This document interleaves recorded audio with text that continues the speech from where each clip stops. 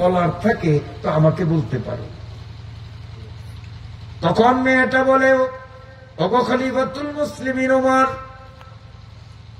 আমি 18 বছরের একটা মেয়ে, 6 বছর বয়সে ঈমান আনার অপরাধে 12 বছর ইটালির জেলখানায় আমি নির্যাতিত ছিলাম। 6 বছর বয়সে ঈমান আনার কারণে ইটালির জেলখানার মধ্যে 12 বছর আমি সাজা ভুগতে হয়েছে। গেল 3 দিন আগে আমি জেলখানার থেকে মুক্তি পাইয়া ইটালির থেকে বাহির হইয়া আমি মদিনার শহরে ঢুকলাম। আর আমি জানি ওমর ছদ্মবেশে রাস্তায় চলাফেরা করে, তাই ওমরের সাথে দেখা করার জন্য এখানে আমি দাঁড়াইলাম। হযরত ওমর রাদিয়াল্লাহু তাআলা আনহু বলেন, এ মেয়ে, ওমরের কাছে তোমার কি দাবি করবা? মেয়েটা বলেন, আমার মা থাইকাও নাই, বাবা থাইকাও নাই, আত্মীয় স্বজন থাইকাও নাই, তার কারণ তারা সব খ্রিস্টান, আমি একা মুসলমান, আমার কোনো ঠিকানা নাই। খলিফাতুল মুসলিমিন দয়া করিয়া আমার একটা ঠিকানার ব্যবস্থা করে দেন।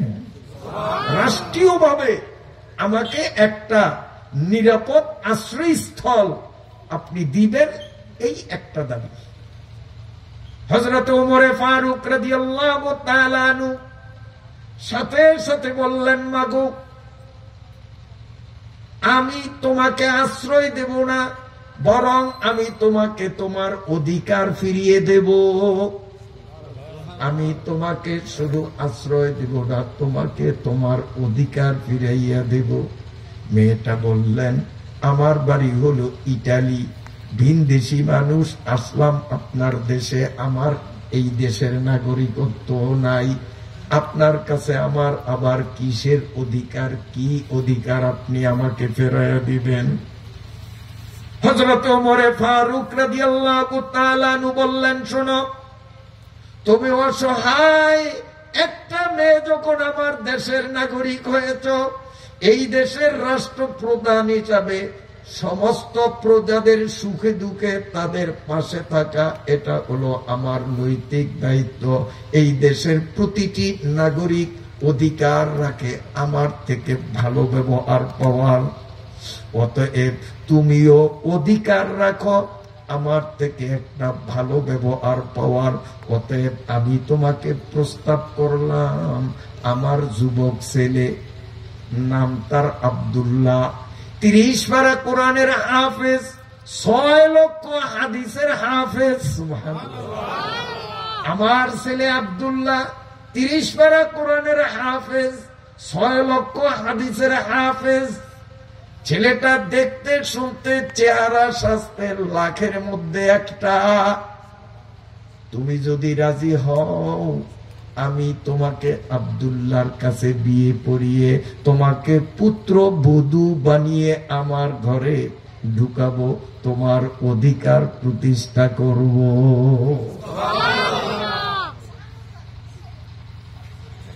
এই কথাটা বলার আগে প্রথম বলছে যে যেহেতু তুমি অসহায়, ঠিকানাহীন, এজন্য যোগ্যতা সম্পন্ন মানসম্মত একটা ছেলের কাছে বিয়ে দিয়ে তোমার ঠিকানার ব্যবস্থা করব। মেয়েটি বললেন, আলহামদুলিল্লাহ হুজুর, আমি রাজি আছি। তখনই তিনি বললেন, তাহলে আমার ছেলে আব্দুল্লাহর ব্যাপারে চিন্তা করতে পারো। আব্দুল্লাহ কোরআনের হাফেজ, আব্দুল্লাহ 6 লক্ষ হাদিসের হাফেজ, চেহারা স্বাস্থ্যে লাখের মধ্যে একটা। তুমি যদি রাজি হও, আব্দুল্লাহর সাথে বিয়ে পড়িয়ে দেব, আমার পুত্র বধূ হিসাবে তোমাকে আমার বাড়িতে বরণ করব। মেয়েটার সাথে সাথে জবাব দেয়, হুজুর, আমি শুনেছি আলী ফাতেমার পোলা হুসাইন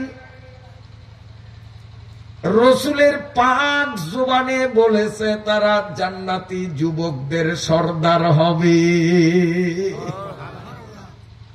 সাইয়্যিদা শাবাবি আহলিল জান্নাহ, আল হাসান ওয়াল হুসাইন সাইয়্যিদা শাবাবি আহলিল জান্নাহ। ফাতেমা ও আলীর পোলা হোসাইন জান্নাতি যুবকদের কমান্ডার হবে, নেতা হবে, প্রধানমন্ত্রী হবে। নবীজি গ্যারান্টি দিয়ে গেছেন আপনার ছেলে আব্দুল্লাহ জান্নাতে যাবে না জাহান্নামে যাবে। এই ব্যাপারে কোন গ্যারান্টি কি আপনার হাতে আছে? হযরতে ওমর বলেন, এমন গ্যারান্টি তো আমার হাতে নাই। মেয়েটার সাথে সাথে বলছে, তাহলে খলিফাতুল মুসলিমিন আপনি আমার সাথে ওয়াদাবদ্ধ, আমাকে যোগ্যতা সম্পন্ন একটা ছেলের কাছে বিয়ে দিবেন। আমি আপনার থেকে জানতে চাই, আপনি বলুন তো যোগ্যতার বিচারে আপনার ছেলে বড় না ফাতেমার পোলা হোসাইন বড়? কি বড়? আপনারা কি করেন? কারণ হোসাইন জান্নাতের টিকিট পাইছে, আব্দুল্লাহ তো জান্নাতের টিকিট পায় নাই। তো ওমর সত্য কথা বললেন যে এই বিচার করলে তো হুসাইনের সাথে আমার আব্দুল্লাহ হিসাবেই ধরে না, হিসাবের কাতারেই আসে না। তাইলে আমিও এই বিয়েতে রাজি না। মেয়েটা বলে, আমিও এই বিয়েতে রাজি না।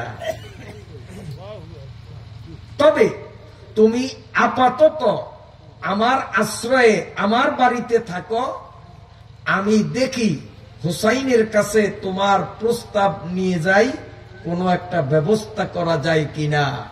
এই বলে হযরতে ওমর 6 বছর বয়সে ঈমান আনার অপরাধে একটানা 12 বছর জেলখানায় নির্যাতন ভোগ করার পরে 6 যোগ 12 18 বছর বয়স চলে এই মেয়েটাকে নিজের বাড়িতে রেখে খা খা রোদের মধ্যে হযরতে ওমর মরুভূমির পথ পাড়ি দিয়ে হযরতে আলী রাদিয়াল্লাহু তাআলা আনহুর বাড়িতে হাজির। সালাম দিয়ে ডাক দিলেন, ওগো আলী। হযরতে আলী ওয়ালাইকুমুস সালাম বলে দরজাটা খুলে যখন সামনে দাঁড়াইলেন, হযরতে ওমর কোরআনুল কারীমের 30 নম্বর পারার এই আয়াতখানা তিলাওয়াত করলেন, ওয়া আম্মাস সাইলা ফালা তানহার, ওয়া আম্মাস সাইলা ফালা তানহার। আপনারা বুঝেন নাই, হুজুররা বুঝছে। এইটা হলো ফকিরের আয়াত। ফকিরের আয়াত মানে কি? ফকিরারে বিমুখ করিও না, ফকিরারে খালি হাতে ফিরাইও না। হযরত আলী কয়, আপনি হইলেন অর্ধ জাহানের সম্রাট, খলিফাতুল মুসলিমিন, আপনি ফকিরের আয়াত পড়লেন কা? এই আয়াত তো পড়বে কোন ভিক্ষুক, ভিক্ষার ঝুলি কান্দে নিয়ে আসিয়া বলবে, ওয়া আম্মা সাইলা ফালা তানহার, হইরারে খালি হাতে ফিরেও না। আপনার মুখে তো এই আয়াত সাজে না, আলীর দুয়ারে খারে ফকিরের আয়াত পড়বেন। হযরত ওমর বলেন, ওয়া আলী, আমি খালি খালি পড়ি নাই, আমি তোমার কাছে ভিক্ষা চাই, টাকা পয়সার ভিক্ষা না, আমি তোমার পোলা হোসাইনের ভিক্ষা হিসাবে চাই। মেয়েটার পরিচয় দিলেন। 6 বছর বয়সে ঈমান আনার কারণে একটানা 12 বছর জেলখানার মধ্যে সাজা ভোগ করছে, তারপরেও ঈমান ছাড়ে নাই, পাক্কা দিনদার। আমি আব্দুল্লাহর জন্য প্রস্তাব দিলাম। মেয়েটা বলতেছে, জীবনে যদি সে কোন পুরুষের কাছে বিয়ে বসতে হয়, হোসাইন ছাড়া কারো কাছে বিয়ে বসবে না। কাজী নেককার, দিনদার, মজবুত, ইমানদার মেয়েটার জন্য তোমার পোলারে ভিক্ষা চাই, বিমুখ করিও না। হযরতে আলী রাদিয়াল্লাহু তাআলা আনহু, মেয়েটার ঈমান কত যে মজবুত, ওমরের মুখে শুনিয়া হযরতে আলী মুস্কিয়ে হাসি দিয়া বলে, আপনার মতো বিচক্ষণ জ্ঞানী ওমর ফালতু কোন মেয়ের প্রস্তাব নিয়ে আমার কাছে আসবেন না। আপনি যখন একটা মেয়ের প্রস্তাব নিয়ে আসছেন, আমি 100% নিশ্চিত নিশ্চয়ই মেয়েটা দিনদার, মেয়েটা আল্লাহওয়ালা।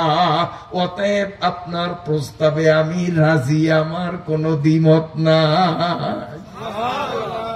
হযরত ওমর রাদিয়াল্লাহু তাআলা আনহু মনে মনে যে কি খুশি যে আল্লাহ রে, জীবনে কোনোদিন বিয়ার গটকালি করি নাই, ওকালতি করি নাই, আজকে জীবনের প্রথম বিয়ার গটকালি করলাম, ঠকবো না, জিতমু, লক্ষণ ভালা, কারণ আলী রাজি।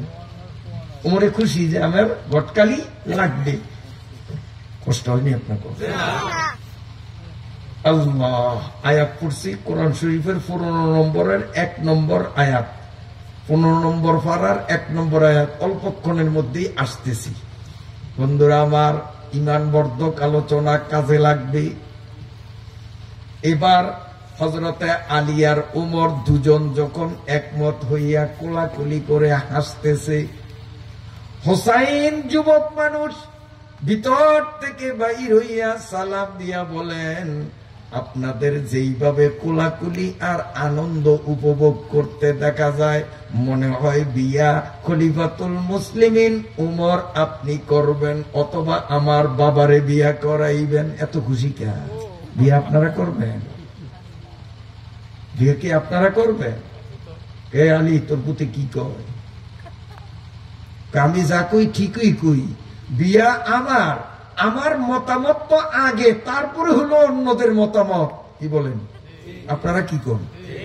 সংসার করব আমি, আমার সাথে কোনো সলা পরামর্শ নাই। আপনারা দুই মুরব্বী একবারে রাজি হয়ে গেছেন, জীবনে গটকালি করি না, আইজ করছি, ইনশাল্লাহ জিতছি, হয়ে গেছে, মনে হয় যেন বিয়ে আপনারাই করবেন। বন্ধুরা আমার, হযরত ওমরে ফারুক আর আলী হোসাইন রে যত বুঝাইতে চেষ্টা করে, হোসাইন তখন বলতেছে, ও মুরব্বীরা আমারে আর বুঝাইয়েন না। ওমর কয়, কেন বুঝাইব না? তোর বাপ আর আমি কি তোর মুরব্বী না? কয়, নিশ্চয়ই আপনারা আমার মুরব্বী, সম্মান পাবেন, কিন্তু আপনাদের চেয়েও আরেকজন বড় মুরব্বী আমার আছে, আমি ওই মুরব্বীরে বাদ দিয়া আপনাদেরে মানব না, আপনাদেরে সম্মান করব, মানব বড় মুরব্বীরে। হযরত ওমর বলেন, আবার কে তোর সেই বড় মুরব্বী? কে তোর সেই বড় মুরব্বী? যুবক হোসাইন বলতেছে, ওগো খলিফাতুল মুসলিমিন ওমর, গত 2 দিন আগে গভীর রাত্রে আমি স্বপ্নে নানা বাড়ি যাই, উঠানে দাঁড়াইয়া ডাক দিলাম, স্বপ্নে, কিন্তু নবীজি তখন দুনিয়ায় নাই। আমি গত 2 দিন আগে নানা বাড়ি যাই, উঠানে দাঁড়াইয়া ডাক দিলাম, নানা ভাই আপনার আদরের হোসাইন আসছি, একটু দরজাটা খোলেন। ভেতর থেকে আমার নানা জবাব দিল, নানা ভাই আমি এখন জান্নাতের মধ্যে আনন্দ উপভোগ করতেছি, এই মুহূর্তে দরজা খোলা যাবে না, তুমি চলে যাও, আমি এখন জান্নাতে আছি। আমি নানার মুখ থেকে এতটুকু শোনার পরে চিন্তা করলাম, নানার ঘরে নাই বেড়া, উপরে নেই চাল, এই ভাঙ্গা ঘরে বসিয়া আবার কেমনে জান্নাত উপভোগ করে আমার না দেখলেই নয়। এই জন্য আমি বেড়ার ফাঁক দিয়া উকি মেরে তাকাইলাম, আমার নানা কোন জান্নাতে কি নেয়ামত ভোগ করে। আমি তাকাইয়া দেখলাম আমার নানি এইভাবে আসন পেতে বসা, আমার নানিকে দেখলাম এইভাবে আসন পেতে বসা, আর আমার নানা নানির রানের উপরে মাথা দিয়া শোয়া, আর নানি আস্তে আস্তে আমার নানার চুলগুলো চুলকাইতেছে, একটু মুট করে করে টানতেছে। তখন আমি দাঁড়াইয়া বললাম, ও নানা, ঘরে নাই বেড়া, উপরে নাই চাল, এই বুড়ির রানের উপরে শুইলেই কি জান্নাত হয়? নয়। যখন আমি নানারে প্রশ্ন করলাম, নানা ভিতর থেকে আবার জবাব দিয়া বলে, নাতিরে তুই কি বুঝবি, তোর নানির মতো এমন বউ পৃথিবীতে যে পায় দুনিয়াটা যেন তার জন্য জান্নাত। আর আমাদের দেশে বর্তমানে অধিকাংশ মহিলাদেরকে যেই স্বামীরা বউ হিসাবে পায়, ঢা যেন একটা দুজক তার বাড়িতে আনলো। গোলামের ভূত গোলাম দোয়ার ভূত দোয়া। আপনাকে তো সে মনে হয় এই কিসিমের নাই। এটি জান্নাত না জাহান্নাম? হ্যাঁ, জাহান্নাম। 40 বছর পর্যন্ত যা চাইছে তারতে ডলক দিছেন।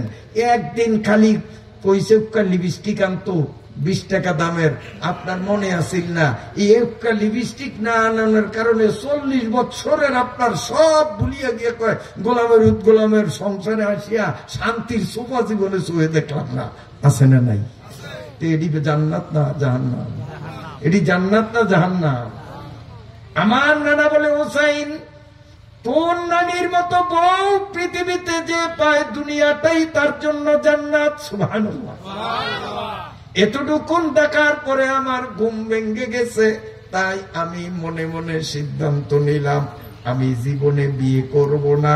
যদি বিয়া একান্ত করতেই হয় আমার নানির মতো মেয়ে লাগবে, অথবা আমার মা ফাতেমার মতো এই কোয়ালিটির মেয়ে পাইলে বিয়ে হবে, নইলে আমি হোসাইন জীবনে বিয়ে করব না। আপনারা কিসের দুই মুরব্বী সিদ্ধান্ত নিতেছেন? আমার বড় মুরব্বী আমার সবক দিয়া দিছে, আমি নানির মতো মায়ের মতো মেয়ে না পাইলে বিয়ে করব না। হযরত ওমর বললেন, আমি যেই মেয়েটার প্রস্তাব তোর কাছে দিলাম, তুই কি করে বুঝলি এই মেয়েটা তোর মায়ের মতো তোর নানির মতো হবে না? এই মেয়েটাও পাক্কা ইমানদার, তোর নানির চেয়ে কোনো অংশে কম হবে না। হযরতে হোসাইন বলেন, তাহলে মুরব্বীরা আমার শেষ কথা, চয়েস আমি করব। তবে আমি যেই মেয়েকে বিয়ে করব আমি তাকে 3টা প্রশ্ন করব। যদি 3 প্রশ্নের উত্তর দিতে পারে তাহলে বিয়ে, নইলে বা। আমি 3টা প্রশ্ন করব। কি তোমার প্রশ্ন? আপনারা মুরব্বী মানুষ, আকল জ্ঞান এত সকালে হারিয়ে ফেলাইলেন। পরীক্ষার হলে না প্রশ্ন আউট হয়, আগে কি প্রশ্ন আউট হয়? এই কথা কোন না? শিক্ষিত যারা, প্রশ্নটা প্রকাশ হয় কখন? হলের মধ্যে, আগে হয়। আমি তো প্রশ্ন করব পাত্রীকে, এখানে তো আছেন আপনি আমার মুরব্বী, বাবা আমার মুরব্বী, আমি 3 প্রশ্নের একটাও এখানে আউট করব না। আমি তো পাত্রীর কাছে প্রশ্ন করব, আপনাদের কাছে করব না। এবার হযরতে ওমর আলীরে কানে কানে কয়, তোর ফুতে আবার 3টা প্রশ্ন কি করবে? আলী কয়, আমার তো মাথায় ধরে না। যে আলী সম্পর্কে রাসূল বলেছেন, আনা মাদিনাতুল ইলমে ওয়া আলিয়ুন বাবুহা। তৎকালীন বিশ্বে রাসূলের পরে সবচেয়ে বড় আলেম ছিলেন আলী। সেই আলী বলতেছেন, আমার মাথায় বুদ্ধি এবার পায় না, আমার পোলা কি 3টা প্রশ্ন করবে? হযরত ওমর বলেন, অর্ধ জাহানের সম্রাট, এত বড় পলিটিশিয়ান নেতা, আমারও তো মাথায় কাজ করতেছে না, তোমার ছোট্ট পোলা কি প্রশ্ন করবে আমিও কুল পাই না। দুইজনে অনেক চিন্তিত হয়ে গেলেন।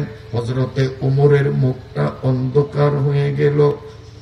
এবার মনে মনে স্থির করলেন, ওগো আল্লাহ, জীবনে কোনোদিন কারো বিয়ার গটকালি ওকালতি করি নাই, আজকে ওকালতি করতে আসলাম, মনে হয় লজ্জা পাওয়া লাগবে, বিয়ে মনে হইব না। কারণ ও যে কি প্রশ্ন করবে আলীর মাথায়ও ধরে না, আমার মাথায়ও ধরে না। কত কঠিন প্রশ্ন, এই প্রশ্নের উত্তর ইটালির মায়া কি দিতে পারবো? হযরত ওমর রাদিয়াল্লাহু তাআলা আনহু এক দৌড়ে বাড়িতে গেলেন, যাইয়া মেয়েটারে ডাক দিলেন, মাগো আমি তোমার পক্ষে গোটকালি করতে গেছি। হোসাইন বলতেছে, তোমারে 3টা প্রশ্ন করব, তুমি কি উত্তর দিতে পারবা? কি যে প্রশ্ন! আলীরও মাথায় ধরে না, আমার ওই কথা বললেন না, আলীরও মাথায় ধরে না, আমারও মাথায় ধরে না। হয়তো প্রশ্ন সাংঘাতিক জটিল। হোসাইন ক্লিয়ার বলে দিয়েছে যে প্রশ্নের উত্তর দিবে আমি তাকে বিয়ে করব। একটা প্রশ্নের উত্তরও যদি দিতে ব্যর্থ হয় আমি বিয়ে করব না। তুমি কি পারবা উত্তর দিতে? মেয়েটা পর্দার আড়াল থেকে জবাব দিল, খলিফাতুল মুসলিমিন ওমর, আমি 6 বছর বয়সে ঈমান আনিয়া 12 বছর জেলখানায় ছিলাম। মাত্র 3 দিন হলো জেলখানার থেকে বের হয়েছি। আমি তো স্কুল কলেজ মাদ্রাসা নুরানি কোথাও লেখাপড়া করতে পারিনি। অতএব ওর 3 প্রশ্নের উত্তর দেওয়ার শক্তি আমার কেমনে হবে? তবে আমার মনে 100% বিশ্বাস আছে, আমি না পারলেও আমার আল্লাহ পারবে। পারবে কি পারবে না? আমার আল্লাহ পারবে। আমার আল্লাহর রহমত যদি আমার প্রতি হয়, আমার আল্লাহ আমার মুখ দিয়া উত্তর বাহির করবে। আল্লাহর উপরে আমি 100% আস্থা রাখি, তাওয়াক্কুল বর খুদাদারি হামা মুশকিল সওয়াদ আসা কে ও হাল্লাল মুশকিলাস মেয়েটি বলে, আমি আল্লাহর উপরে 100% আস্থা রাখি। আমার আল্লাহ যত বড় কঠিন প্রশ্ন হোক আমার মুখ দিয়ে জবাব বের করে দিতে পারবি। আল্লাহর উপরে কতটা ভরসা, কতটা আস্থা, কতটা নির্ভরতা, কত বড় তাওয়াক্কুল! সুবহানাল্লাহ। হযরত উমর অর্ধজাহানের সম্রাট, একটা ভিনদেশী মেয়ে তার উপকারের জন্য, যেহেতু সে এই দেশে এখন নাগরিক হয়েছে, রাজা হিসাবে নাগরিকের অধিকার প্রতিষ্ঠার জন্য অর্ধজাহানের সম্রাট বারবার মরুভূমির ভিতর দিয়া দৌড়াদৌড়ি করে। আর আমাদের দেশের রাষ্ট্রপ্রধান বাদ দিলাম, গ্রামের মেম্বারিতে পাশ করার পরে জনগণের কোনো খবর রাখে? ইলেকশনের আগে ফায়ে যদি 6 মণ ময়লা নিয়েও আমরা শুয়ে থাকি, এত বড় পীর আর আউলিয়া আমরা হয়ে যাই, সকালবেলায় ঘুম থেকে উঠে দেখবো আল্লাহর রহমতে ফায়ের তলে ময়লা একটুও নাই। মানে প্রার্থীরা ফায়ের ধুলি বরকতের জন্য নিতে নিতে ভাও পরিষ্কার, কিন্তু যখন বোর্ডে ফাঁস করে তারপরে সকাল 10টায়ও যদি মেম্বারের ঘরের দুয়ার থেকে সাউন্ড দেয় একটু মেম্বার সাহেবের লোকে দেখা করুক, কৌড়ি 12টার আগে ঘুম থেকে ওঠে না। আর অর্ধজাহানের সম্রাট ওমর দৌড়াইয়া আবার আলীর বাড়িতে গেল। মনে কিন্তু ছটপট, জীবনে ওকালতি করলাম না, আজকে প্রথম ওকালতি করলাম, আমি বুঝি ঠইকা গেলাম, বেইজ্জতি হইলাম। মনে বড় ভয়, দৌড়াইয়া আলীর কাছে গেছি। ও আলী, দিন তারিখ ঠিক করো। ভিতর থেকে হযরতে হোসাইন দৌড়াইয়া আসছে। কিও দিন তারিখ ঠিক করবেন? আমার সাথে কোনো কথা না, বার্তা না। আমার 3 প্রশ্ন তাও করা হলো না। কিসের দিন তারিখ? বিয়ার দিন তারিখ? আপনার বিয়া না বাবার বিয়া? হোসাইনে কয়, বিয়া আপনি করবেন না বাবাই করব? কার বিয়ার দিন তারিখ? ওমর বলেন, বিয়ার দিন তারিখ না, প্রশ্নের দিন তারিখ। হোসাইন বলে, কোন দিন তারিখ নয়, এখনই চলেন। এবার এই হযরতে ওমর, এই হযরতে আলী, মাঝখানে হোসাইন, 3 জন মিলে দ্বিপ্রহরে মরুভূমির পথ পাড়ি দিয়ে ওমরের বাড়িতে আসলেন। উঠানের মাঝখানে কালো কাপড় দিয়ে একটা পর্দা টানানো হলো। পর্দার ওই পাশে ইটালি 18 বছর বয়সী মেয়ে, আর এই পাশে উমর, তারপরে হোসাইন, তারপরে আলী, 3 জন বসা। হযরত উমরে ফারুক রাদিয়াল্লাহু তাআলা আনহু হুসাইনকে বলে, বাবা তোর কি 3 প্রশ্ন একটা একটা করে শুরু কর। হোসাইন বলতেছে, ও ইটালির বোন রে, তুমিও আমারে দেখো না, আমিও তোমারে দেখি না, মাঝখানে পর্দা। তুমি মন ক্ষুণ্ণ হইও না, মনে কইরো না তুমি একা, বরং আমি তোমাকে অভয় দিলাম, তুমি হইলা 3 জন আর আমি 1 জন। আমি একা, আমি হোসাইন একা, আর তোমার সাথে আরো 2 জন আছে, কাজী ভয় আমার, তোমার কোনো ভয় নাই। ইটালির মেয়েটা কয়, ভাই হোসাইন তোমার কথা বুঝলাম না, বাস্তবতার বিপরীত বললা, পর্দার এপারে আমি হইলাম একা, আর ওই পাশে তুমি, তোমার বাবা আর অর্ধজাহানের সম্রাট উমর, তোমরা হলা 3 জন, আর এই পক্ষে আমি হলাম একা, তুমি উল্টাইয়া কেন বললা? হোসাইন বলে, ইটালির বোন রে, যদিও আমার 2 পাশে 2 মুরব্বীর শরীর বসা, কিন্তু 2 মুরব্বীর একজনেরও মন কিন্তু এখানে না, শরীর এখানে থাকলেও মন কিন্তু তোমার কাছে। কারণ আলীও চাই বিয়াটা হোক, উমরও চাই বিয়াটা হোক, বুঝলেন না? শরীর এইখানে কিন্তু মন ওইখানে। বন্ধুরা আমার, এবার উমর বললেন, তোমার ভূমিকা টুমিকা শুনতে চাই না, কি প্রশ্ন করবা তাড়াতাড়ি করো। হোসাইন বলে, ইটালির বোন রে, আমার 3টা প্রশ্নের জবাব তোমাকে দিতেই হবে। নাম্বার 1 প্রশ্ন, আমার মা কেমন তুমি কি জানো? কি প্রশ্ন করলো? আমার মা কেমন, আমি কেমন মায়ের পুত, আমার মাকে তুমি জানো কেমন? হযরত আলী রাদিয়াল্লাহু তাআলা আনহু চেহারাটা ফ্যাকাশে হয়ে গেল, যে কিরে এটা কি প্রশ্ন করলো? ওর তো প্রশ্ন করার দরকার ছিল যে আমার বাবা কে চিনো, আমি কেমন বাবার পোলা। ওর মা সম্পর্কে জিজ্ঞেস করলো, ওর মায়ের তথ্য এই মেয়ে কিভাবে দিবে? হযরতে ওমর রাদিয়াল্লাহু তাআলা আঙ্গুল কামড় দিলেন যে 1 প্রশ্নই তার মুখ। কারণ ফাতেমা তো দুনিয়ার এই ফালতু মহিলাদের মতো না যে এই বাড়ি ওই বাড়ি সেই বাড়ি হাঁটবে, গ্রামে গ্রামে হাঁটবে। ফাতেমা কি এই মানে? আমাদের গ্রামে এই ধরনের মহিলা আছে না? না, কোনো দরকার নাই, কিচ্ছু কিনাকাটা করবে না, তারপরও সরফাসন বাজার দল বান্ধে খালি আড়ে, আর দোকানে যায় মাল মুলামুলি করে, যেই মালের দাম আছে মনে করেন 500 টাকা ন্যায্য দাম, ওইটারে মূল্য কত 150 টাকা 100 টাকা, যাতে দোকানদার না বিছে, কারণ এরা তো কিনতে যায় না, এরা গেছে নিজেকে রূপ দেখাইতো আগে। কথা বুঝেন না? আপনার গ্রামে মনে হয় পদের না। তো ফাতেমাকে এইরকম।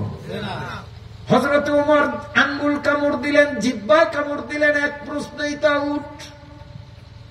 যেই ফাতেমা কেমন পর্দানিসীন ছিলেন, জীবনে কোন পুরুষ ফাতেমা মোটা না চিকন বলতে পারবে না, ফাতেমা লম্বা না খাটো বলতে পারবে না। যেই দিন ফাতেমা মৃত্যুবরণ করেন, মরার কয়েক সেকেন্ড আগে স্বামীরে শেষ কথা বললেন, স্বামী গো, আমি যদি এই রাত্রে মারা যাই, চুপে চুপে আপনি আর হাসান হোসাইন 3 জনে মিলে রাতে আমারে অন্ধকারে দাফন করবেন, দাফনের পরে আমার কবরটা মাটির সাথে সমতল করে দিবেন। কোন মানুষ আমার কবর জিয়ারত করতে আসিয়া আমার কবর দেখিয়া আমি লম্বা না খাটো এতটুকুন যেন অনুমান করতে না পারে, কারণ পর পুরুষ আমার লম্বা বা খাটো জানুক, এটাও আমি সহ্য করি না। পর্দার উপরে কত কড়াকড়ি। আর প্রশ্ন করলো যে আমার মা সম্বন্ধে তুমি কি জানো? ওমর কয়ে গেছে 1 প্রশ্নই কাউ, ওর মার সম্বন্ধে কে জানবে? মা সম্বন্ধে জানলে জানবে ওরা 2 ভাই, আর জানবে ওর বাপ, আর জানবে রসুল, অন্য কেউ জানার কোনো সুযোগ নেই। এক প্রশ্নটা ওটা আল্লাহ ঠকজি ওকালতি কাটলো না, এক প্রশ্নে আউট। ইটালির মেয়েটা কয়, ভাই হুসাইন কি প্রশ্ন করলা তুমি? তোমার মাকে আমি জানি কি না? আমি তোমার মা সম্বন্ধে শুধু জানি না, আমি তোমার মাকে ক্লিয়ার ভাবে স্পষ্ট ভাবে চিনি। আপনারা তো খুশিতে বললেন সুবহানাল্লাহ, কিন্তু হযরতে ওমর আঙ্গুল আরো জোরে কামড় দিলেন। আলীর চোখ থেকে পানি পড়ে। আশা করছিলাম বিয়াটা হবে, বিয়া তো হবে না। ও বলে ফাতেমারে ও শুধু জানে না, ফাতেমারে চিনে। ফাতেমারে কেমনে সে চিনবে? ফাতেমারে তো এই আশেপাশের বাড়ির মানুষই চিনে না। ওর বাড়ি হলো ইটালি, জীবন কাটাইলো জেলখানায়। ও আবার ফাতেমারে কেমনে চিনে? আপনারা বললেন সুবহানাল্লাহ, ওই দুইজনে গেছে, বিয়ে হইব না। হোসাইন বলতেছে, ইটালির বোন তুমি যে আমার মায়ের চিনো, তার কি প্রমাণ? ইটালির মেয়ে বলতেছে, ভাই হুসাইন প্রমাণ ছাড়া কথা বলি না। আমি যখন 6 বছর বয়সে ঈমান আনার কারণে ইটালির খ্রিস্টান সরকারের জেলখানার মধ্যে ছিলাম, সকালে এক দফা আমারে পিটাইতো, বিকালে এক দফা আমারে পিটাইতো। অপরাধ ছিল কেন? আমি ইসলাম কবুল করলাম।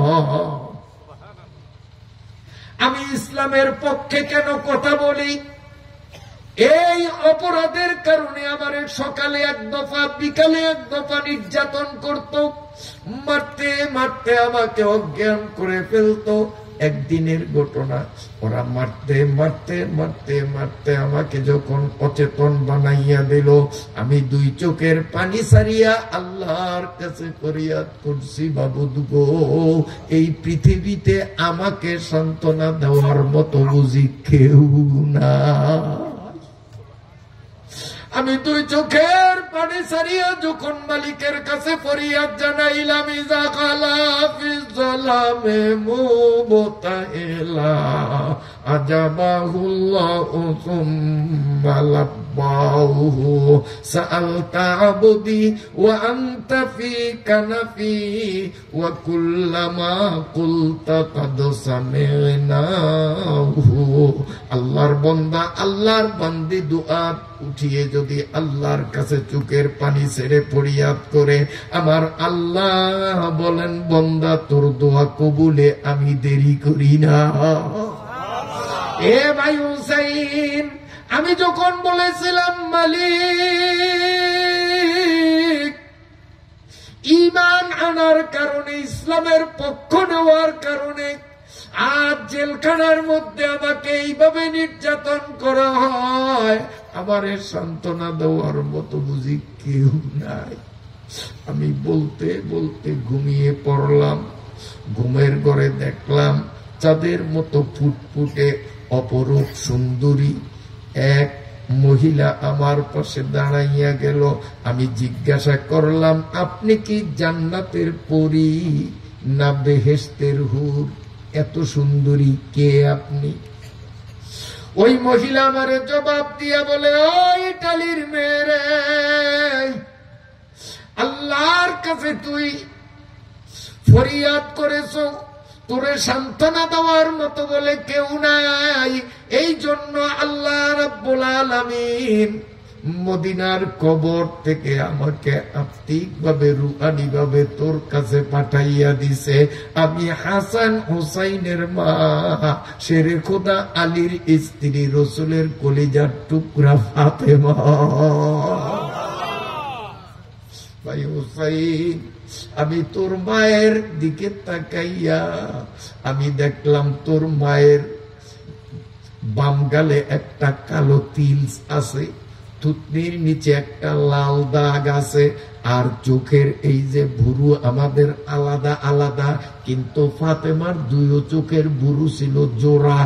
ও ভাই হুসাইন, তোর মায়ের চোখের ভুরু ছিল জোড়া, বাম গালে ছিল কালো একটা তিল, থুতনির নিচে ছিল একটা লাল দাগ। এতটুকুন বলার সাথে সাথে চিৎকার মারিয়া হযরতে আলী দুই চোখের পানি ছাড়িয়া বলে, মা আর বলিস না, আর বলিস না, আর বলিস না, এখানে একজন ভিন পুরুষ আছে, বলেন তো ভিন পুরুষটাকে? ওমর রাদিয়াল্লাহু তাআলা আনহু ভিন পুরুষ। তার সামনে আমার মেয়ের দৈহিক বর্ণনার দিস না। যদি আমি স্বামী আর ছেলে হুসাইন থাকতো, গোটা বিবরণ দিলেও সমস্যা ছিল না। একটা ভিন পুরুষের সামনে আমার মেয়ের দৈহিক ঘটনার বলিস না। যা বলেছ তা বাস্তব এবং সত্য। হযরতে হুসাইন বলেন, ইটালির বোন রে, আমি তোমার থেকে যেমন উত্তর চেয়েছিলাম তার চেয়ে কোটি গুণ উন্নত জবাব পাইলাম। আমি অনেক সুন্দর উত্তর পাইলাম। হযরতে ওমর রাদিয়াল্লাহু তাআলা আনহু মুখটা হাসিতে ভরে গেছে, মন খুশিতে ভরে গেছে যে আল্লাহ যা ভাবছিলাম তা না, ঘটকালিতে আমি জিতবো, বিয়া হবে। আল্লাহ আমি জিতলাম। হযরতে আলীও বলেন, মাবুদ লক্ষণ ভালো দেখা যায়। হুসাইন বলেন, মুরব্বীরা থামেন, প্রশ্ন আমার তিনটা, একমাত্র একটায় পাশ করলো, বাকি দুইটাও পাশ করা লাগবে। 1 নম্বরে পাশ করেছে, 2, 3-এও পাশ হইতে হবে, নইলে বিয়ে হবে না। আমি আপনিও যখন কবরে যাব, কয়টা প্রশ্ন হবে? কয়টা? 1 নম্বর প্রশ্নে কিন্তু আমি আপনি, নেতানিয়াহু, জো বাইডেন, অসভ্য, মোদি এদেরও ফাঁস করতে পারে। কারণ 1 নম্বর প্রশ্ন করব কি, মান রাব্বুকা, তোমার রব কে? রব কে? তা আমরা মুসলমানরা কমু রাব্বি আল্লাহ, মুদিও কইব রাব্বি আল্লাহ, কারণ মুদিও আল্লাহ মানে। হিন্দুরা আল্লাহ মানে না? আল্লাহ মানে, সাথে দেব দেবী যোগ করে। খ্রিস্টানরা আল্লাহ মানে, সেই সাথে ঈসা আর মরিয়মের যোগ করে। ইহুদিরা আল্লাহ মানে, সেই সাথে উজাইরকে যুক্ত করে। কাজী 1 নম্বর প্রশ্নে কবরে ওরাও রাব্বি আল্লাহ, কিন্তু তারপরে 2 নম্বর প্রশ্ন যখন, অমা দিনুকা, তোমার ধর্ম কি? আমরা নামাজি বেনমাজি মুসলমান গুলো পাশ করতে পারবো। নামাজিও বলবে আমার দিনের নাম ইসলাম, বেনমাজি বেরোজগার হটকা যেগুলা, এগুলো বলবে আমার দিনের নাম ইসলাম। কিন্তু Modi, Sharon, Bush, Joe Biden, এই অসভ্য কাফের বেঈমান গুলো 2 নম্বরে ধরা খাইবে। কারণ তারা দুনিয়াতে ইসলাম মানে নয়, বরং ইসলামকে মিটাইয়া দেওয়ার জন্য তাদের সকল শক্তি ব্যয় করেছে। ঠিক না বেঠিক?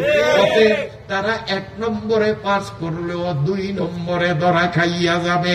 3 নম্বরের প্রশ্ন যখন, মান হাযার রাজুল আল্লাযী বুইসা ফীকুম, রাসূলুল্লাহ সাল্লাল্লাহু আলাইহি ওয়াসাল্লামকে মদিনার মাটিতে শোয়া জিন্দা নবীরে কবর থেকে দেখা যাবে, আর ফেরেশতারা বলবে, মান হাযার রাজুল আল্লাযী বুইসা ফীকুম, তোমাদের মাঝে এনাকে যে পাঠানো হয়েছে, বলো তো এনার পরিচয় কি? এই 3 নম্বর প্রশ্নের মধ্যে শুধু নামাজি মানুষ, রোজাদার মানুষ, দিনদার মানুষ, ইমানদার মানুষ, নবীজির সুন্নতের অনুসারী মানুষগুলো বলবে, হাযা নবিয়ুনা মুহাম্মাদুর রাসূলুল্লাহ সাল্লাল্লাহু আলাইহি ওয়াসাল্লাম, ইনি আল্লাহর পক্ষ থেকে আমাদের কাছে প্রেরিত নবী মুহাম্মাদুর রাসূলুল্লাহ।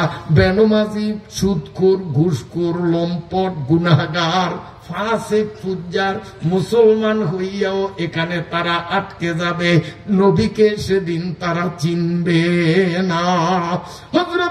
হযরতে হুসাইন বলেন, 1 নম্বরে কবরে তো অনেকেই পাস করবে, কিন্তু 2 নম্বরে ফেল করবে। আবার 2 নম্বরে পাস করা অনেক মানুষ 3 নম্বরে ফেল করবে। আমিও তো প্রশ্ন 3টা করব, একটাই নচেত পাস করেছে। এখনো সামনে কয়টা প্রশ্ন রয়ে গেছে? কমুনি 2টা। কষ্ট হয় না? হইতাম। 2 নম্বর প্রশ্ন, ও ইটালির বোন, বলো তো 6 বছরের ছোট্ট শিশু তুমি কেমনে ঈমান আনলা? কে তোমাকে ঈমান আনার জন্য উদ্বুদ্ধ করলো?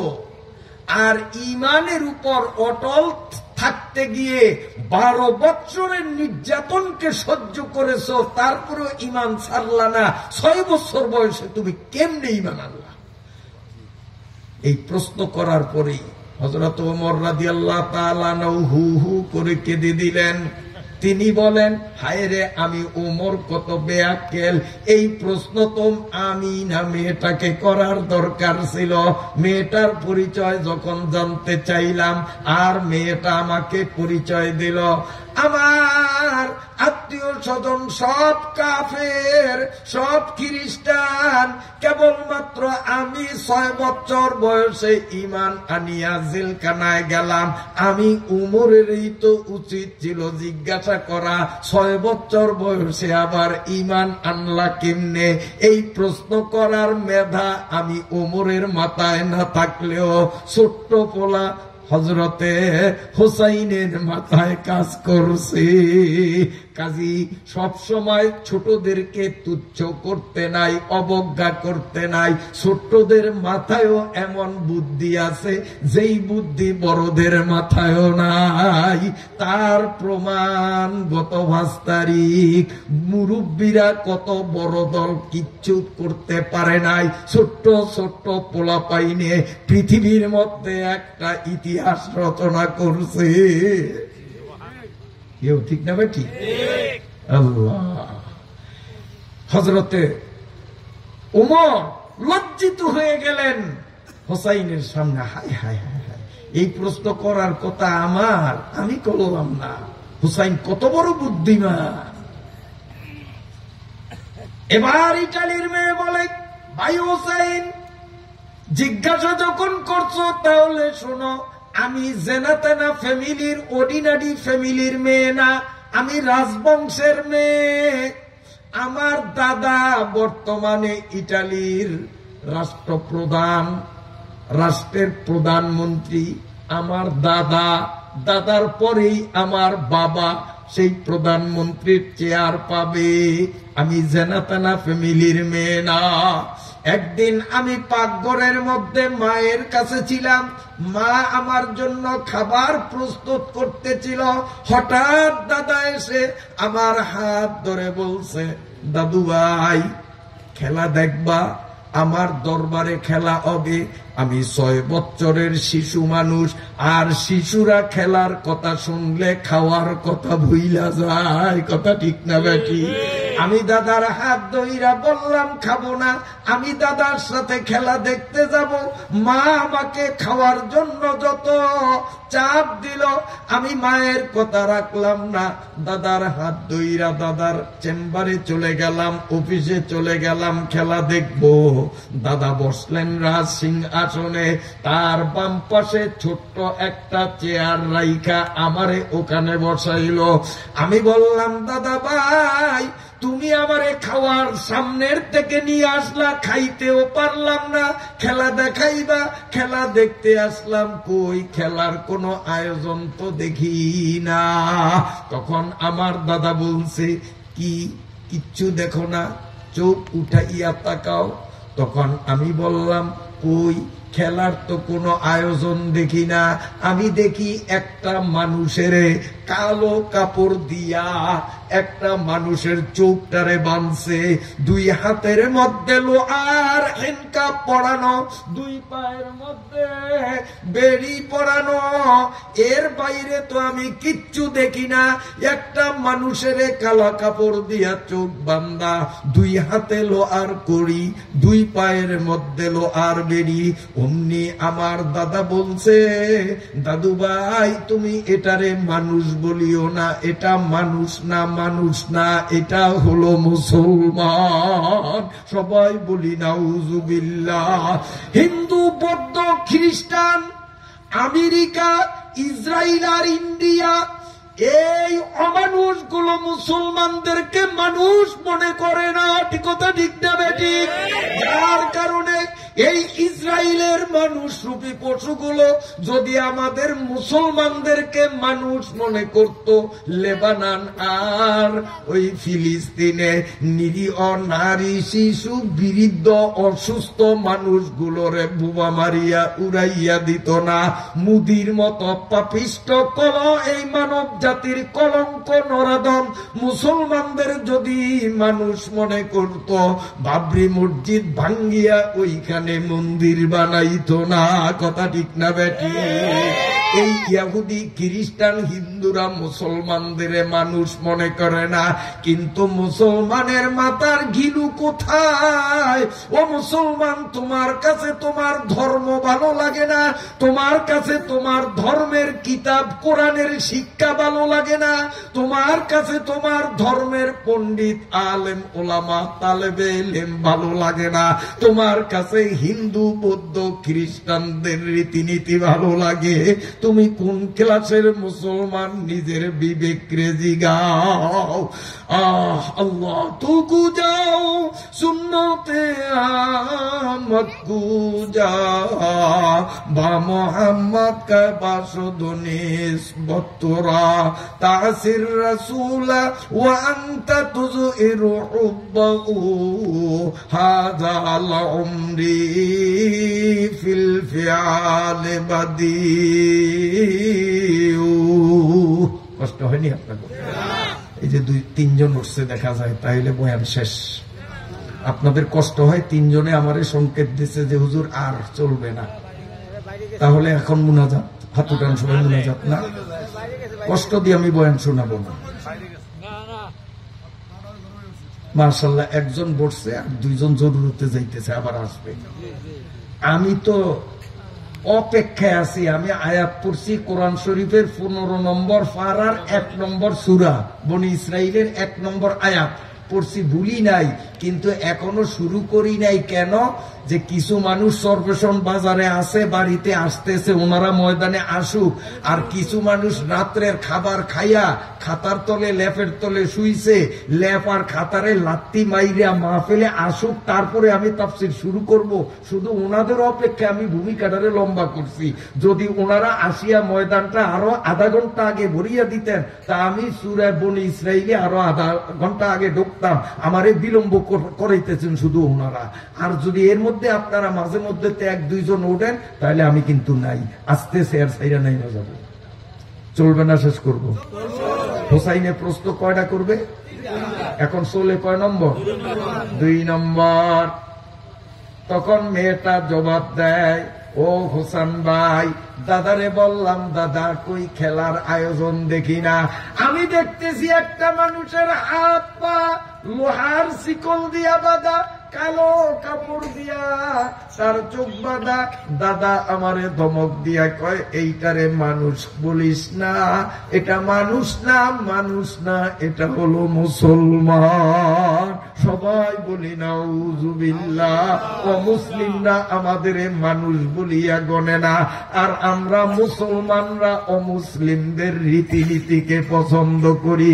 ও মুসলমান, কচু গাছের সাথে গলায় দড়ি দেওয়া উচিত। তোমার বিবাহ শাদী, আচ্ছা আপনার মধ্যে সব বিয়ার শাদী হয়নি?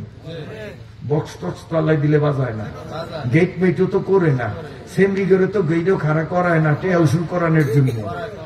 ওই যে দুলাভক্ষ আইতেছে আগের থেকে ডাকাতি করিয়া টাকা দেওয়ার জন্য, কইসারা সেমরি করে তো খাড়া করায় না, করে করে তো একটু পেলে কম লাগে না?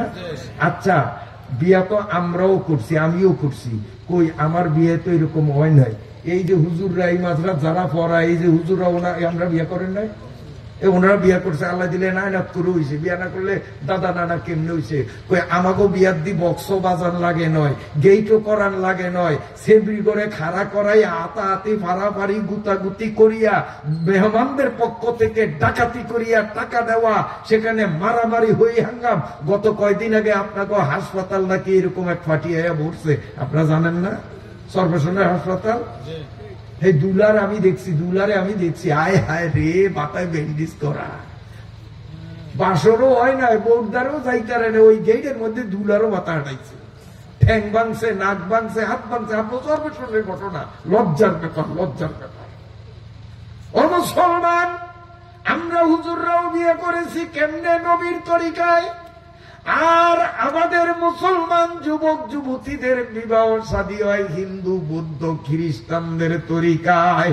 বিবাহ শাদীতে গান বাজনা, এটা হিন্দুদের রীতি, ইসলামের রীতি না।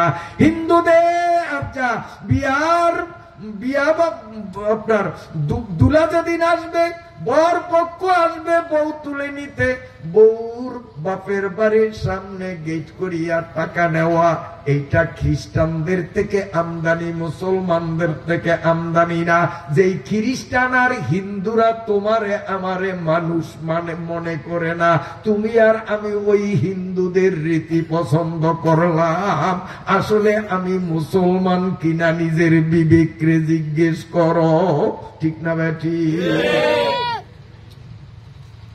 দাদা, মুসলমান দিকে আপনি একটা মুসলমান, তার এইভাবে বানছেন কা? ওই যে পাশে আরেকটু ছায়া দেখ, কি দেওয়া কয়, দেহি তো বড় একটা ফাতিল, ফাতিলের নিচে চুলা ধাউ ধাউ করিয়া আগুন জ্বলতেছে, ফাতিলের মধ্যে তেলগুলি টকবক টকবক করিয়া ফুটন্ত রূপ নিয়েছে। তো দাদাই কয়, এখন খেলা হবে ভলিবল খেলা না, ফুটবল খেলা না, হাডুডু খেলা না, আজকে আমার এখানে হবে মুসলমান মারার খেলা। কে এখনই ওরে দইরা গরম থেকে চাইয়া দিব। কেন সে মুসলমান হইল? অপরাধ, দোষ এইটি। কেন আলেমরা জালেমের বিরুদ্ধে কথা কয়, হকের পক্ষে কথা কয়? গন্ধ শুধু এইটুক, বছরের পরে বছর জেল কাটতে হয়েছে। আজকে হেরা কই? ভাইরা আমার, ভালো করে শোনেন। আমি তখন বললাম, দাদা ভাই, এই মুসলমানটারে গরম তেলের মধ্যে পোড়াইয়া লাভ কি? আপনি তো রাষ্ট্রের সবচেয়ে বড় ক্ষমতাধর নেতা, আপনি ইচ্ছা করলে নিমিষে মাফ করে দিতে পারেন। আমি অনুরোধ করি, লোকটারে মাফ করিয়া দেন।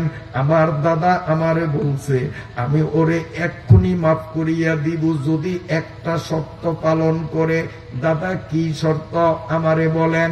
আমার দাদা আমারে বলল, তুমি গিয়া লোকটারে জিজ্ঞাসা করো, লোকটা যদি বলে আমি আল্লাহ রসুল মানি না, ইসলাম মানি না, খালি একবার যদি মুখে বলে হাত করি পা করি খুলিয়া দেব, চৌখের বন্ধন খুলিয়া দিব, ফুলের মালা গলায় দিয়া তারে রাজ সিংহাসনে বসাইব। যদি একবার বলে আমি আল্লাহ মানি না, রসুল মানি না, ইসলাম মানি না, খালি একবার বললেই আমি ওরে মাফ করে দিব। ও হোসেন ভাই, আমি বিদ্যুৎ গতিতে চেয়ারের থেকে লাফ দিয়া এক দৌড়ে সেই আসামির কাছে গেলাম, গিয়া তার কানে কানে বললাম, ও মুসলমান ভাই, আমি সম্রাটের নাতিন, আমি তোমারে বলি, তুমি একবার যদি বলো আমি আল্লাহ রাসূল মানি না, ইসলাম মানি না, তোমারে আমার দাদা মাফ করে দিবে, মুক্ত করবে, তোমারে মারবে না। তখন মুসলমান আমারে কানে কানে কয়, ও সম্রাটের নাতি, আমি মুসলমান। মুসলমান একবার নয়, দুইবার নয়, ইমানের উপরে অটল থাকিয়া 100বারও জীবন দিতে পারে। মুসলমান মরতে জানে, তবুও ইমান ছাড়তে জানে না। अरे दोस्तों अगर जा तलबी जा बतु बख्शाम, अरे दोस्तों अगर जा तलबी जा बतु बख्शाम, वजजा से अजीज अस्ते भगुआ बतु बख्शाम, वजजा से अजीज अस्ते भगुआ बतु बख्शाम। मुसलमानेर काছে নিজের জীবনের চেয়েও ইসলামের দাম বেশি। কি বলেন? মুসলমানের কাছে নিজের জীবনের চেয়েও ইমানের দাম বেশি। আমি মরবো, ইমানের উপরে থেকে মরবো, বেঈমান হয়ে বাঁচতে চাই না, ঈমান নিয়ে আমি মরতে রাজি, তবুও বেঈমান আমি হব না। বন্ধুরা আমার, ওই মেয়েটা বলে, হোসেন ভাই, আসামি মানুষটা যখন জোরে জোরে ঘোষণা দিল ঈমান ছাড়বে না, আমার দাদা জল্লাদের হুকুম করলো, ওরে দুই হাতের ডানায় ধরিয়া গরম তেলের মধ্যে ছাড়িয়া দাও। একটা জিন্দা মানুষ গরম তেলে ছাড়িয়া মারবে, আমি 6 বছরের শিশু চৌকে দেখিয়া সহ্য করতে পারবো না, তাই আমি আমার হাত দিয়া চোখ দুইটারে যখন ঢাকিয়া নিলাম, আর এদিকে দাদার জল্লাদরা ইসলাম কবুল করার অপরাধে মানুষটারে 2 বাহুতে ধরিয়া যখন তেলের কড়াইতে ছাড়তে লাগছে, ওই লোকটা জোরে জোরে চিৎকার দিয়া ইসলামের কলেমা পড়ল, লা ইলাহা ইল্লাল্লাহু মুহাম্মাদুর রাসূলুল্লাহ। তেলের কড়ার কিনারে নিল, সে জোরে জোরে কলেমা পড়লো। এরপরে আমি দেখলাম আমার দাদা দেখে নাই, কেউ দেখে না, আমি দেখছি। তার কারণ হায় রে কপাল মন্দ, চোখ থাকিতেও অন্ধ। আমার দাদা চোখ থাকিতেও অন্ধ, দাদায় না দেখলে কি হবে? আমি 6 বছরের শিশু দেখলাম, কোত্থেকে যেন একটা সবুজ কালারের চমক চকচক করা পাখি আসলো, আর এই পাখিটার পেটের ভিতরে ওই লোকটারে জ্বলন্ত তেলের কড়াইতে নিক্ষেপ করার আগে আগেই এই দেহ খাসার থেকে রুহটারে বাহির করিয়া সবুজ রঙের পাখির পেটের ভিতরে ঢুকাইয়া দিলে ওই পাখিটা তার পাখায় উড়তে উড়তে জান্নাতের বাগানের ভিতরে নিয়ে গেল।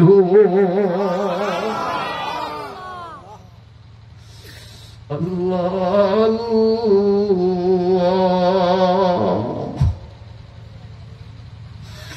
আমি স্পষ্ট দেখলাম সবুজ রঙের পাখির পেটের ভিতরে তার রুহটারে গচ্ছিত রাখিয়া জান্নাতের বাগানে ছাড়িয়া দিল।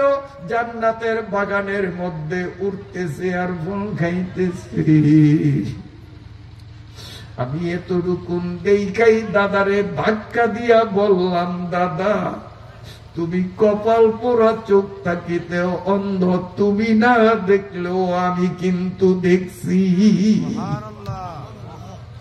আমি এক দৌড়ে বাড়িতে আসলাম, মায়ের কাছে গিয়ে মায়ের জড়াইয়া ধরিয়া বললাম, মা আমার থেকে সবক নাও, সবক নাও, আমার সাথে রাতে পড়ো লা ইলাহা ইল্লাল্লাহ মুহাম্মাদুর রাসূলুল্লাহ।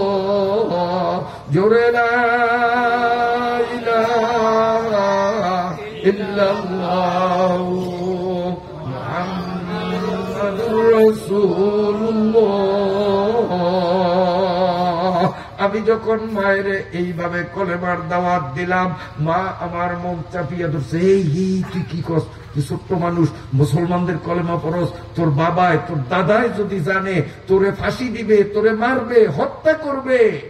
মেয়ে বলে, মা আমি মুসলমান, মুসলমানের কাছে নিজের জীবনের চেয়েও ইমানের দাম বেশি। এ মেয়াজনপুরের জোয়ান বাবারা, মুরব্বী বন্ধুরা, পর্দার আড়ালের মায়েরা, 6 বছরের একটা শিশু ইমানের উপরে কত অটল, অমুসলিমের ঘরে জন্ম নিয়া ইমানের উপরে এতটা মজবুত, নিজের জীবন দিতেও রাজি। আর মুসলমানের ঘরে জন্ম নিয়েও আমরা ইসলামের অনুশাসন বিধিবিধান মানি না।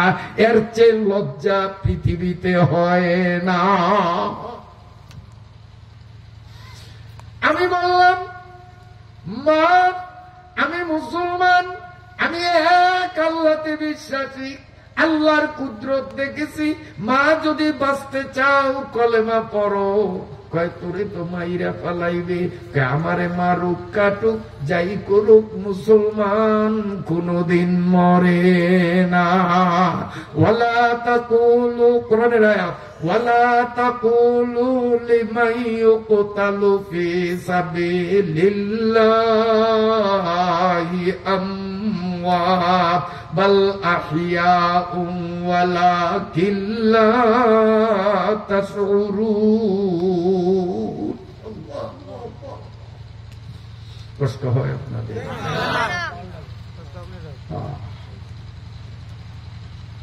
এরপরে আমার দাদা আসলো।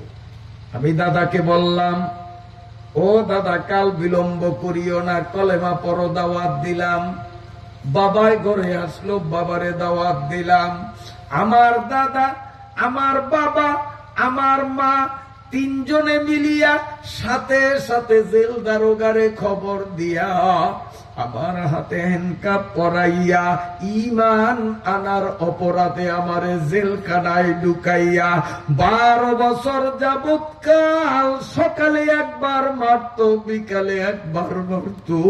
ওদের চাবুকের আঘাতে আমার চামড়াগুলো ফাটিয়া চৌচির হইয়া যাইত, শরীর থেকে চিটচিট করিয়া লাল রক্তগুলো বাহির হইত। তবুও আমি আল্লাহর জিকির কোনদিন ছাড়ি না। उल्फत में बराबर आया पाओ के जपाओ, अरे उल्फत में बराबर आया पाओ के जपाओ, हर चीज में लज्जत आया कर दिल में मजा हो, हर चीज में लज्जत आया कर दिल में मजा हो। 6 বছর বয়সে ঈমান কেমনে আনলো, প্রশ্নের উত্তরটা যখন দিয়ে দিল, ওমরে ফারুক আর হযরতে আলী রাদিয়াল্লাহু তাআলা আনহু কানাঘুষা করেন, ভাববালা এবারও পাস করছে, বিয়ে হবে।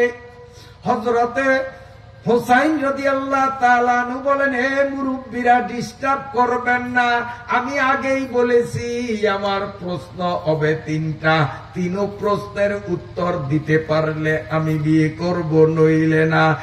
1, 2 পাস করলো, রয়ে গেল 3। এবার পাস না ফেল দেখতে হবে, যদি পাস করে বিয়ে হবে, নইলে আমার বিয়ে এর সাথে হবে না।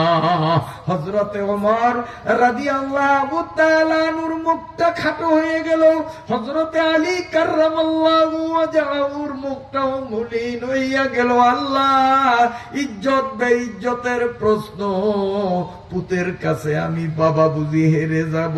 ওমর বলেন, জীবনে বিয়ার ওকালতি করি নাই, আজ বুঝি ঠইগা যাব।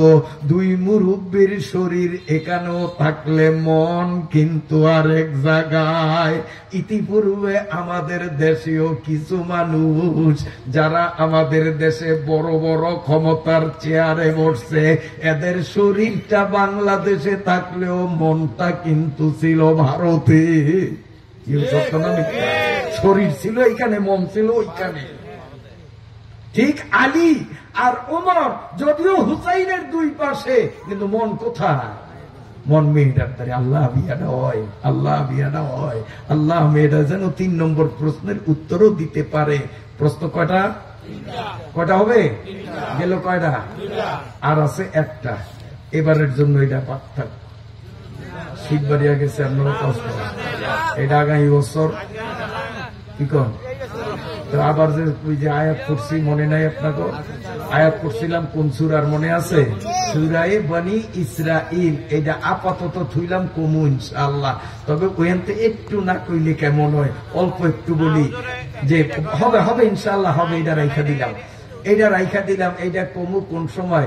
2 একজনের চেহারার দিকে দেখলে দেখা যায় যে হুজুর এইটা করতে বাকালপুরের টিকিট কাটমু, কাজে আমিও অপেক্ষায় আছি, ওনারা যাও, তারপরে আমার পিওর শ্রোতা যারা শুধু তাদেরকে দিব, কিন্তু তাও অপারেটরের বলিয়া দেব দূরের মাইক যেন লাইন আউট করিয়া দেয়, শুধু ভিতরেরটা থাকে, শুধু মজমার মধ্যে যারা থাকে তাদেরকে 3 নম্বর প্রশ্নের উত্তর, প্রশ্ন কি উত্তর কি, ভিতরে যারা এদেরকে দেব, বাইরের কেউ আমি দিব না ইনশাআল্লাহ। যারা যায় যাও, এরপরে আপনারা পাইবেন। এবার দেখা যাইব কয়জন যায় ইনশাআল্লাহ।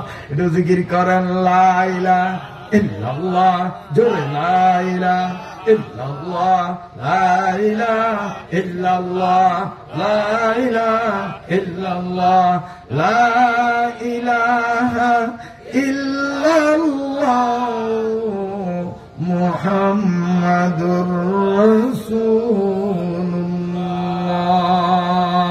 যেই ঘটনাটা আমার ছেলে শুরু করছে, সময় পায় নাই, বলতে পারে নাই, এই জন্য আমি সেই ঘটনাটাকে একটু ফিনিশিং দেব সংক্ষিপ্ত আকারে। সেই ঘটনাটা যদিও তাফসীরের পরিভাষায় 2 ভাগে ভাগ করা হয়েছে, এক অংশকে বলে ইসরা, আরেক অংশকে বলে মেরাজ, কিন্তু আমাদের বাংলাদেশের দেশীয় ভাষায় এক নামেই দোনোটা, দোনো পাঠকেই আমরা এক নামে চিনি, মেরাজ, এক নামে চিনি মেরাজ। মেরাজ শব্দের অর্থ হলো উপরে ওঠা, ঊর্ধ্বলোক ভ্রমণ করা, আসমান জগতে ভ্রমণ করা। আদম থেকে নিয়া যত নবী রসুল দুনিয়াতে আসছেন, কোন নবী রাসূলের কপালে মেরাজের সফর জোটে নাই একজন ছাড়া। একজনে এই মেরাজ পাইছে, উনি কে চিনেন না? কে বলেন না? আমাদের বিশ্ব নবী মুহাম্মদুর রাসূলুল্লাহ, উনি পাইছেন মেরাজ। মেরাজ মানে এই দুনিয়ার থেকে একেবারে 7 আসমান, আরশ, কুরসি, লৌহ, কলম সব কিছু 17টা জায়গা করছে। কয়টা জায়গা? ওই সফরে গুরুত্বপূর্ণ 17টা জায়গা ঘুইরা আমাদের জন্য 17 রাকাত নামাজ নিয়ে আসছেন। ফজরের রাকাত 2, জোহরেরও 4, 4 আসরে 3, মাগরিবে আর এশার নামাজ হয় 4টি রাকাতে, 5 বেলা ফরজের সুমারিয়াতে, 17 রাকাত সবেতের 3 আদায় করিতে হবে, রাখিও একিন। কয় রাকাত? এই 5 ওয়াক্তে কয় রাকাত? 17 রাকাত। 17 রাকাত। বন্ধুরা আমার, আল্লাহর রসুল মেরাজ করতে গিয়া গুরুত্বপূর্ণ 17টা স্থান ভ্রমণ করলেন। প্রতিটা স্থানের বিনিময়ে 1 রাকাত আল্লাহ আমাদেরকে নামাজ দিলেন। মোট 5 ওয়াক্তে 17 রাকাত নামাজ যেই মুসলমান নারী পুরুষ জুয়ান বৃদ্ধ আলেম পাবলিক জেলে চাষী যেই ব্যক্তি দৈনিক 5 ওয়াক্ত নামাজে 17 রাকাত পড়িবে, আল্লাহ তাআলা প্রত্যেকের আমল নামায় মেরাজের 17 জায়গায় ভ্রমণের সওয়াব লিখবে। এখন প্রশ্ন হলো, এই মেরাজ আমগো নবী রইছে আর অন্য কোন নবীর হয় নাই, কারণটা কি? এর অনেক কারণ আছে, একটা কারণ বলি, কারণ ঘড়িতে সময় আগাইয়া গেছে আর হুসাইনের প্রশ্ন একটা রইয়া গেছে, এই জন্য সংক্ষেপে না বলিয়া পারছি না। একটা কারণ বলবো, একদিন আসমান আর জমিনের মধ্যে লাগছে ঝগড়া। কার লগে? আসমান আর জমিনের সাথে ঝগড়া। আসমানে জমিনের চুকরাঙ্গানিতে কয়ে, জমিন চিনস? চিনি তো, আপনি আসমান মিয়া। আসমান মিয়া কইলে হইব না, তুই ভালো করিয়া শোন, আমি আসমান কিসের তৈরি জানস?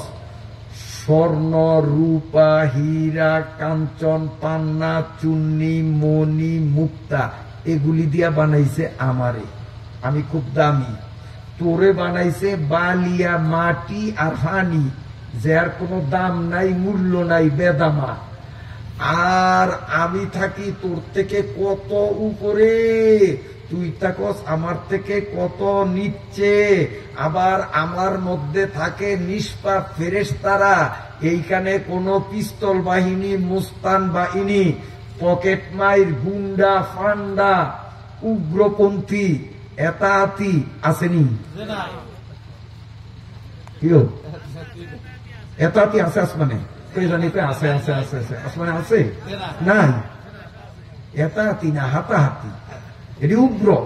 সময় নাই, নাইলে ওই ব্যাপারেও কিছু কইতাম। আর বলারও দরকার আছে, বলারও দরকার আছে। বন্ধুরা আমার, ওরা কয় আলেম লাগবো না। কি কয়?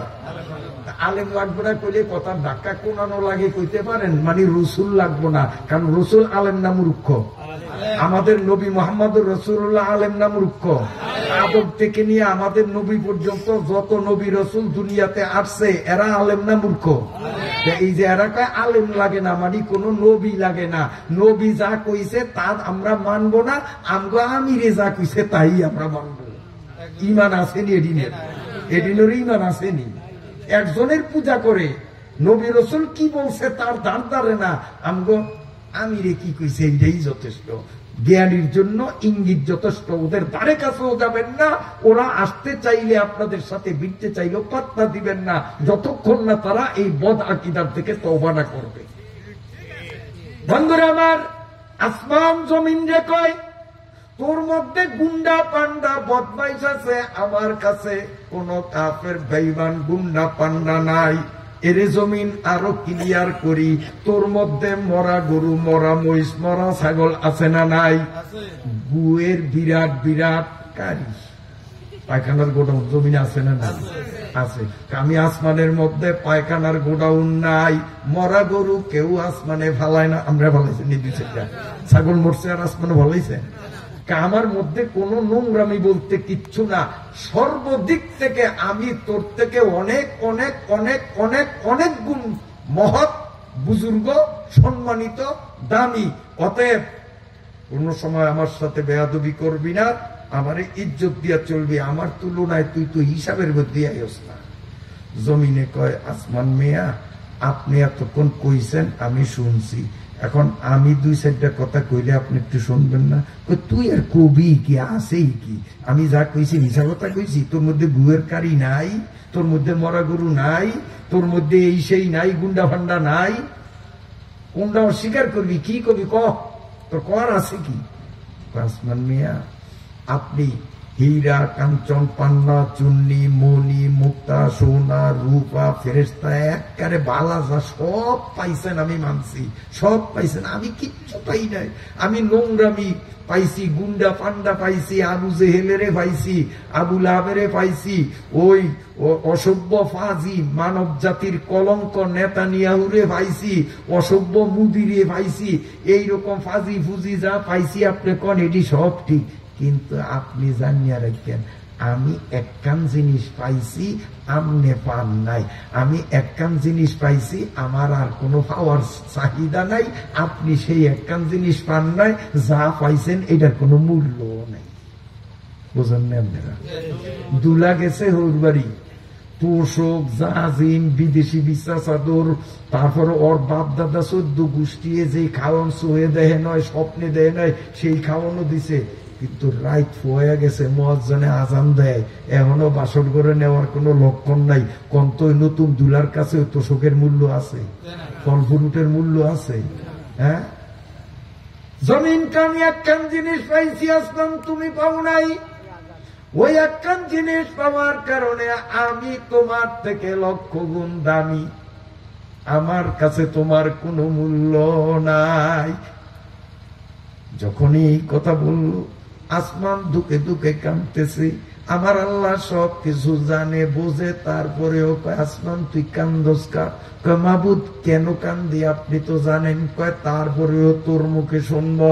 আসমান কয় মাবুদ এতদিন ভাবছিলাম আমি জমিন থেকে উত্তম, জমিন থেকে শ্রেষ্ঠ, আজকে জমিনের সাথে বিতর্কে আমি তো ঠকে গেলাম। আমি এত কিছু পাইছি কিন্তু আখিরি নবীরে পাই নাই। জমিন আমারে জানাইয়া দিল আখিরি নবী তার হায়াতের শেষ সীমা পর্যন্ত জমিনের উপরে থাকবে। দুনিয়াবি হায়াত শেষ হইয়া গেলে নবী কবরের মধ্যে এই মাটির ভিতরে কিয়ামত পর্যন্ত জিন্দা থাকিবে। আমার নবী কবরে মরে নাই। আমাদের নবী কি মুর্দা নবী? জোরে কোন মুর্দা নবী না জিন্দা নবী? হাজার হাজার প্রমাণ আছে। যদি বাংলাদেশে বসিয়া নবীরে সালাম দেই, আল্লাহর নবী বলেন একদল ফেরেশতা আমার কাছে আইসা খবর দেয়, ও নবী, চরপেশনের মেয়াজানপুর কওমি মাদ্রাসার ময়দান থেকে আপনার উম্মতরা সালাম পাঠাইছে, দুরুদ পাঠাইছে, আমারে জানায়, বলেন আসসালাতু আসসালামু আলাইকা ইয়া রাসূলুল্লাহ, আসসালাতু আসসালামু আলাইকা ইয়া হাবিবাল্লাহ। এই ফেরেশতারা কিন্তু নবীরে শুনাইছে, ফেরেশতারা। আর নবীজি বলেন, যদি পৃথিবীর কোন অঞ্চল থেকে আমার ইন্তিকালের পরে আমার কবরের পাশে দাঁড়াইয়া আমার কোন উম্মত আমারে সালাম দেয়, দুরুদ পড়ে, আমি জিন্দা নবী কিয়ামত পর্যন্ত কবরে জিন্দা থাকবো, আমি নিজ কানে তাদের সালাম আমি শুনবো। হযরত হুসাইন আহমদ মাদানী রাহমাতুল্লাহি আলাইহি নবী বংশের মানুষ। উনি বেশি দিন আগের কথা না, উনি হজ করিয়া মদিনা শরীফের রওজায়, নবীর রওজার পাশে দাঁড়ায় কয়, আসসালাতু আসসালামু আলাইকা ইয়া ওয়ালিদি। ও দাদা, দাদা কইছে যেহেতু ওই বংশের তেইনি, ও দাদা আপনারে সালাম দিলাম। কবরের ভিতর থেকে আমার নবী জবাব দিলেন, ওয়া আলাইকাস সালাম ইয়া ওয়ালাদি। আমার ভাইরা বাবাজিরা, ইয়ামন হুতিদের দেশ, এই দেশে বাড়ি। আল্লাহর এক পাগল, আল্লাহর ওলি, ইনি মদিনা শরীফ যাইয়া আল্লাহর রসুলের রওজার পাশে দাঁড়াইয়া সালাম দিয়া বলেন, নবী গো, আমি আপনার উম্মত হিসাবে মনে প্রাণে বিশ্বাস করি আপনি কবরে জিন্দা আছেন, আপনি মরেন নাই, আমার কথা শুনতেছেন। ও নবী, আপনারে কাফের বেঈমান মুশরিকেরা দেখছে, পশু পক্ষীয়ে দেখছে, শেষ জমানায় আসার কারণে আপনার উম্মত হইয়াও আপনারে দেখি নাই। নবী গো, যদি আমারে আপনি মহাব্বত করেন আর আমি যে আপনারে মহাব্বত করি, এইটা যদি সত্য হইয়া থাকে, ও নবী, আমি ছোট্ট করিয়া দাবি করলাম আপনার ডান হাতটা একটু কবর থেকে বাহির করেন, আমি সাইয়েদ আহমদ আপনার হাতে একটু চুম্বন করব। উনি এতটুকুন বলতে না বলতে আমাদের নবী ডান হাত দিয়া কবরের মাটি এমন ভাবে গুতা মারছে, আমার নবীর ডান হাত ভূগোল পর্যন্ত বাহির হইয়া গেছে। হাজার হাজার হাজী সাহেবরা নবীজির হাত দেখছে, সাইয়েদ আহমদ শুধু চুম্বন করছে, সাথে সাথে নবী আবার হাত টানিয়া নিয়ে গেছে। দেখছে হাজার হাজার হাজিরা, চুমা কেউ দিতে পারে নাই, শুধুমাত্র সাইয়েদ আহমদ রেফাই চুমা দিছে। আমার নবী জিন্দা না মুর্দা? মাটি বলতেছে, নবীজি কবরে যাওয়ার আগেও আমি জমিনের উপরে থাকবে, কবরে যাওয়ার পরেও কিয়ামত পর্যন্ত আমি মাটির ভিতরে থাকবে। আসমান তুমি নবী পাও নাই, কিচ্ছু পাও নাই, আমি কিচ্ছু পাই নাই, নবী পাইছি, আর কিচ্ছু পাওয়া লাগে না। আসমান কয়, মাবুদ, আমি তো জমিনের কাছে ঠইগা গেলাম, অতএব তোমার কাছে দরখাস্ত করি, আল্লাহ গো, দেখো না তোমার নবীরে আবু জেহেল পাটিরা পিডায়, কেউ পিডায় নাই। তায়েফের ময়দানে তোমার নবীরে কে কে 3 বার রক্তের স্রোতের মধ্যে শোয়াইয়া দিছে। মোদের তোরে দয়াল নবী 23 বছর কাল শত্রু দলের পাথর খেয়ে অঙ্গ করেন লাল। আল মদিনার রওজাতে শোনো রে কাঁদন দিনে রাতে। আমাদের নবী জিন্দা, ফেরেশতার মাধ্যমে আমাদের হালত দেখিয়া আমাদের মায়ায় পড়িয়া দয়াল নবী কবরে শুইয়া শুইয়া কান্দে, চোখের জলের মধ্যে আমার নবী ভাসতেছে, আমাদের গুনাহ দেখিয়া নবী কান্দে।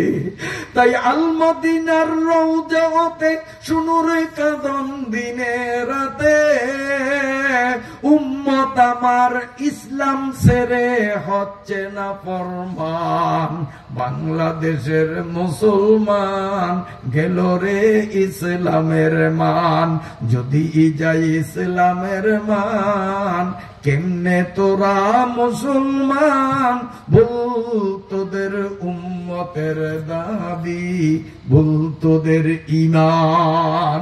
আমার ভাইরা বাবাজিরা, আসমান বলে মাবুদ নবীরে তুমি আসমানে উঠাইয়া আনো, এখানে আবু জেহেল পাঠি নাই।